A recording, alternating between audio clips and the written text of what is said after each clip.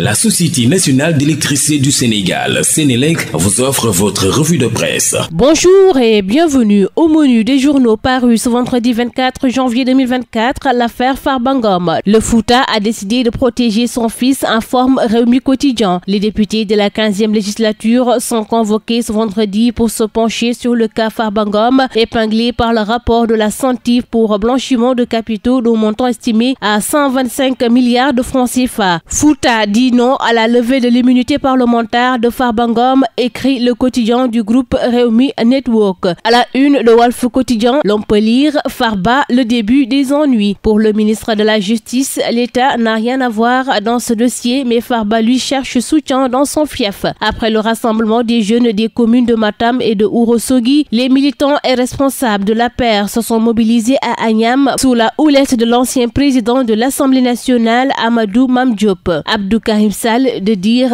que le dossier est vide et que le groupe parlementaire va le défendre durant la plénière de ce vendredi. Dans les colonnes de Vox Populi, Moussa Bokar Thiam soutient que Farba Ngom n'ira pas en prison pour l'emprisonner. Il faudra emprisonner tout le Fouta. Les quotidiens, la source à s'y mettre également. Devant les populations du Fouta, les responsables de l'Alliance pour la République se sont montrés virulents lors de la manifestation de soutien d'hier à Agnam à l'égard du régime qui, pour eux, instrumentalise la justice. Justice toujours avec la prévarication présumée des deniers publics. Les Échos nous apprend à sa une que Tabaski Ngom est en prison. Mamad Ba consigne 90 millions de francs CFA. L'ancien directeur général de l'APROSI bénéficie d'un contrôle judiciaire. Mor Gueye aussi est placé sous mandat de dépôt, écrit les Échos à sa page 2. L'extradition de Macky Sall et de ses complices est essentielle. Un titre qui barre la une de Yoyor-Oui. Dans les colonnes du journal, l'on nous informe qu'il s'agit d'une lettre que le Club citoyen pour la justice et la paix a écrit au président Bassirou Diomaye Diakhar Faye. Selon le club, sous la présidence de Macky Sall, plusieurs actes graves relèvent de la haute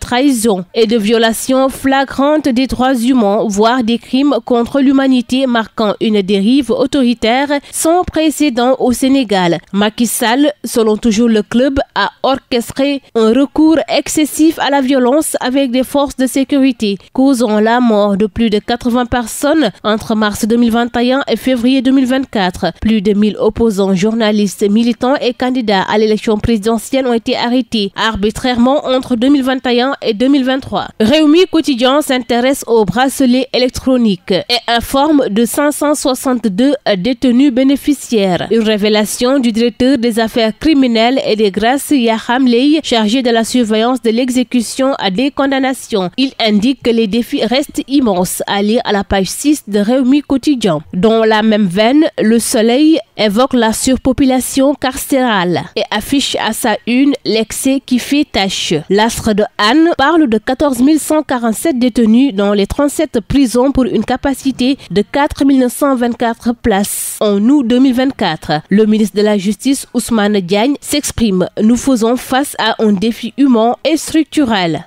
Sur les 1000 bracelets disponibles, 562 ont été posés. Revenons à Rewmi Quotidien qui évoque la rencontre de la CDC et du MEDES. Cette réunion visait à établir un partenariat stratégique pour soutenir le développement économique des PME, PMI, TPE à travers le renforcement du secteur privé. L'affaire Riu Baobab occupe la une de l'Observateur qui nous apprend que le cerveau du braquage a été pris au piège. L'Observateur est revenu sur comment l'ancien indique de la gendarmerie est tombé grâce aux indices livrés par les caméras de surveillance de l'hôtel. 5 des braqueurs surpris dans leur sommeil à 5 h du matin, un autre arrêté sur la plage à Ngazobil. Le quotidien du groupe Futur Média est revenu sur le récit d'une traque impitoyable menée par les gendarmes de la brigade de recherche de Sali et les renforts de Thiès, Nianing et Joal. Libération a évoqué le présumé carnage financier dans la gestion de la compagnie aérienne nationale. La DIC frappe au cœur d'Air Sénégal, titre le journal. Une première arrestation arrestation a été enregistrée après la plainte du nouveau directeur général. Rien que pour les billets d'avion destinés au personnel, près de 200 millions de francs CFA ont été volés, écrit à Libération. Le rappel adieu du professeur Madior Diouf intéresse également les journaux parus ce vendredi. Sud Quotidien écrit RND et UCAD endeuillés. Le professeur Madior Diouf, universitaire émérite, un syndicaliste engagé mais aussi homme politique chevronné qui a dirigé pendant plusieurs années le Rassemblement national démocratique, parti politique fondé par Cheikh Anta Diop, a été rappelé à Dieu hier à son domicile à Dakar à l'âge de 86 ans. La levée du corps est prévue ce vendredi à l'hôpital principal de Dakar, suivi de l'enterrement au cimetière musulman de Yoff. People à présent avec Rewmi Quotidien, qui a fait une immersion dans la personnalité du personnage phare des séries télé, Mamadou Kabadia. Un entretien qu'il a accordé à Anna Chao, à lire dans les colonnes de Rewmi Quotidien. C'est tout pour votre revue de la presse. À vos kiosques, très bonne lecture. La Société nationale d'électricité du Sénégal, Sénélec, vous a offert votre revue de presse.